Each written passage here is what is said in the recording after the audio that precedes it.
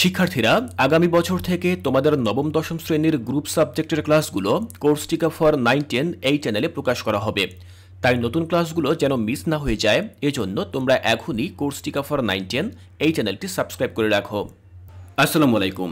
অষ্টম শ্রেণীর প্রিয় শিক্ষার্থীরা, তোমরা এতদিন অধীর আগ্রহে অপেক্ষা করছিলে যে তোমাদের বার্ষিক পরীক্ষার সিলেবাস কবে প্রকাশিত হবে। তো আজকে তোমাদের বার্ষিক পরীক্ষার সিলেবাস প্রকাশ করেছে এনসিটিবি। আমি এখন তোমাদের সাথে আলোচনা করব তোমাদের বার্ষিক পরীক্ষার জন্য গণিত বিষয়টি থেকে কোন কোন অধ্যায়গুলো তোমাদেরকে পড়তে হবে। শুধু অধ্যায় না, সেই অধ্যায়গুলোর কোন অংশটুকু তোমরা পড়বে সেটি আমি তোমাদেরকে বুঝিয়ে দেব। দেখো, লেখা রয়েছে 2024 সালের বার্ষিক মূল্যায়নের বিষয়ভিত্তিক নির্দেশনা, বিষয় গণিত, শ্রেণী অষ্টম। এখানে লেখা আছে বার্ষিক পরীক্ষার পাঠ্যক্রম বা সিলেবাস। আমরা এই ছকটি দেখে নেব। দেখো, এখানে এই ছকে অভিজ্ঞতার নম্বর, অভিজ্ঞতার নাম এবং পৃষ্ঠা নম্বর দেওয়া রয়েছে। তো কোন কোন অধ্যায়গুলো রয়েছে আমরা দেখে নেব।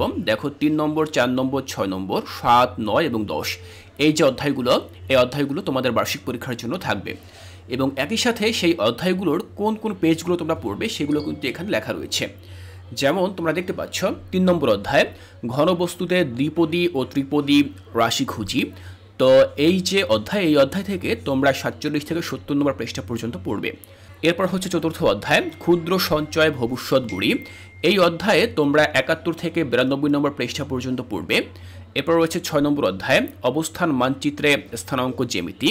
এই অধ্যায়ের তোমরা 125 থেকে 146 পৃষ্ঠা পর্যন্ত পড়বে। এরপরে 7ম অধ্যায়ে, বৃত্তের খুঁটিনাটি। এই অধ্যায়ে তোমরা 147 থেকে 180 নম্বর পৃষ্ঠা পর্যন্ত পড়বে। এরপর 9ম অধ্যায়, এটির নাম হচ্ছে বাইনারি সংখ্যা পদ্ধতি। এখানে তোমরা 189 থেকে 206 এই পৃষ্ঠা পর্যন্ত পড়বে। এরপর 10এ বলা হয়েছে তথ্য বুঝে সিদ্ধান্ত নেই। এই অধ্যায় থেকে তোমরা 207 থেকে 243 পৃষ্ঠা পর্যন্ত পড়বে।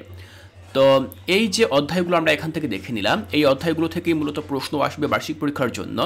এবং এখানে যে অধ্যায়গুলো রয়েছে, যেমন 1, 2, 3, 4, 5, 6, মোট 6টি অধ্যায় রয়েছে। এই 6টি অধ্যায় কিন্তু সম্পূর্ণরূপে তোমাদেরকে পড়তে হবে না।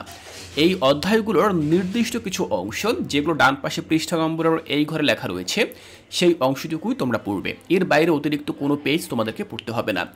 যেহেতু তোমাদের বার্ষিক পরীক্ষা সম্পূর্ণ ভিন্ন একটি নিয়মে অনুষ্ঠিত হতে যাচ্ছে এবং তোমাদের হাতেও খুব বেশি সময় নেই, এই জন্য এই অল্প সময়ের মধ্যে তোমরা যাতে প্রস্তুতি নিতে পারো, তোমাদের যেন খুব বেশি সমস্যা না হয়, সেই দিকটি বিবেচনা করেই এরকম একটি সংক্ষিপ্ত সিলেবাস তোমাদেরকে তুলে দেওয়া হয়েছে। তাহলে শিক্ষার্থীরা, আশা করছি এই সংক্ষিপ্ত সিলেবাসের আলোকে তোমরা খুব ভালো প্রস্তুতি নিতে পারবে এবং তোমরা বার্ষিক পরীক্ষায় খুব ভালো রেজাল্ট করবে। শিক্ষার্থীরা, এবার চলো দেখে নিচ্ছি যে তোমাদের মূল্যায়ন কাঠামো কেমন হবে। এখানে লেখা রয়েছে শিক্ষণকালীন মূল্যায়ন থাকবে 30% এবং সামষ্টিক মূল্যায়ন থাকবে 70%। এই পদ্ধতিটি মূলত তোমাদের পরীক্ষা হবে। এর পরবর্তী ক্লাসে আমি তোমাদের সাথে আলোচনা করব তোমাদের বার্ষিক পরীক্ষায় এই গণিত বিষয়ের প্রশ্নপত্র কেমন হবে, তোমাদের প্রশ্ন পদ্ধতি কেমন হবে, সেই বিষয়গুলো খুব সুন্দরভাবে এবং সহজভাবে আমি তোমাদেরকে বুঝিয়ে দেওয়ার চেষ্টা করব। তাই কোর্সটিকায় এর পরবর্তী ক্লাসগুলো দেখার আমন্ত্রণ জানিয়ে আজকের এই ক্লাসটি এখানেই শেষ করছি।